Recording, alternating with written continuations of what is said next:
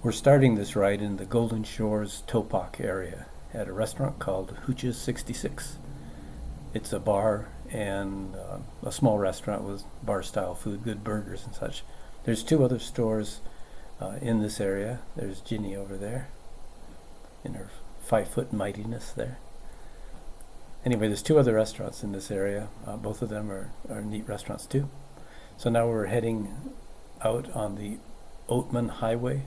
And it's also Route 66, old Route 66. And at first it's just kind of nice and flat and pleasant road to drive on. Every once in a while it gets a little hilly and a little twisty. All of the land in this area is BLM, so you'll see a lot of boondockers, both things like converted school buses and even great big fancy RVs.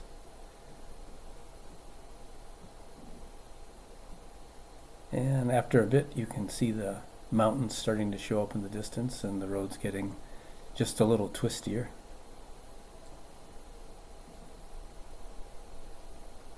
Now we're getting closer to the base of the mountains and we're starting to climb in elevation and the road's getting twistier. And every once in a while you run across a little patch of wild burros out here. Anyway, after chasing those guys, off we go again, and we're getting right up next to the mountains now.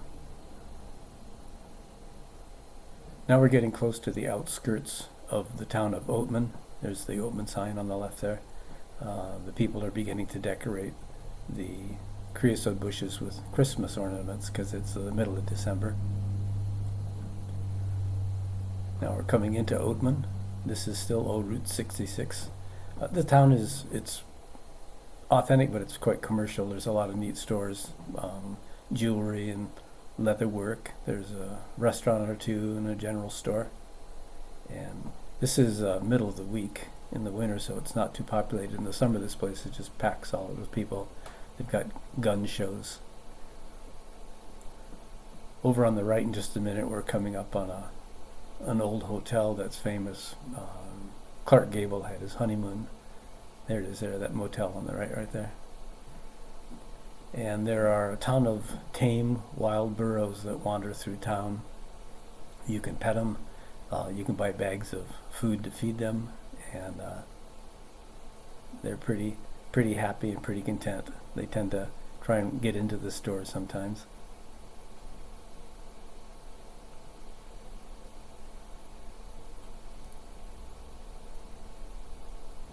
And that is at the far end of Oatman, so we go up this hill past a few houses and then it opens up again. Now from this point on we're getting into the twisty part of the road. That's kind of like the tail of the dragon back in Tennessee.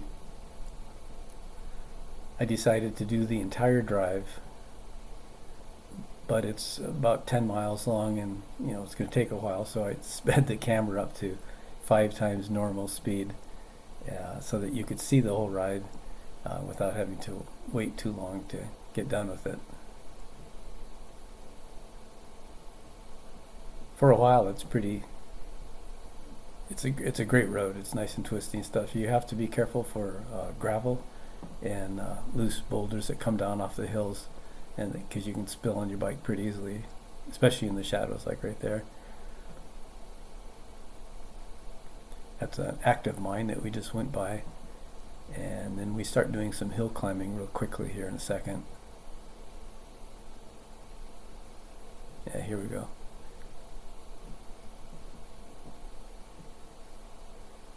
Now it gets a little precarious off to the left. The road drops off fairly steeply and there's no guardrails or anything, so you got to be extra careful in this area.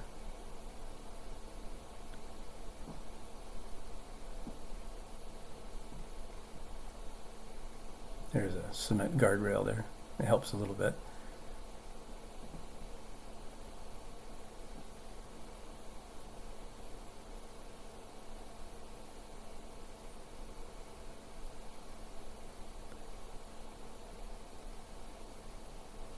We just went over the summit, I believe, and now we're coming down on the other side.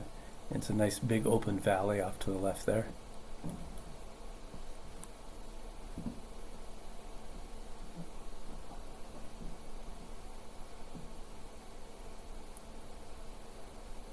I think it's interesting to think of the history of this road and all of the people that wound up and over these hills and these little skinny roads trying to get out west for a new life.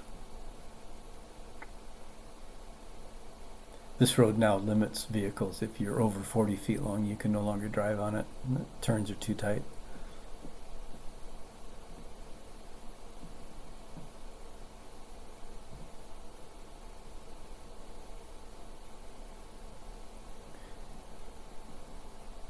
This road will end up in Golden Valley, and then if you follow it a little farther, it will go into Kingman, Arizona.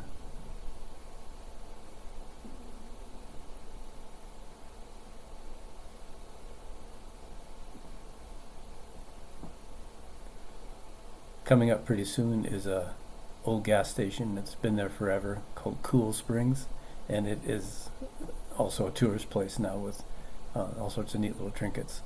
But it's been around since I think the 1920s. It was used in a movie, blown up actually in a movie.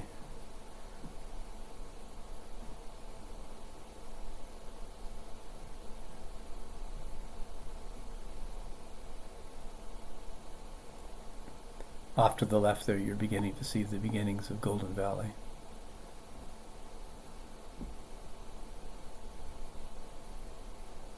And there's Cool Springs.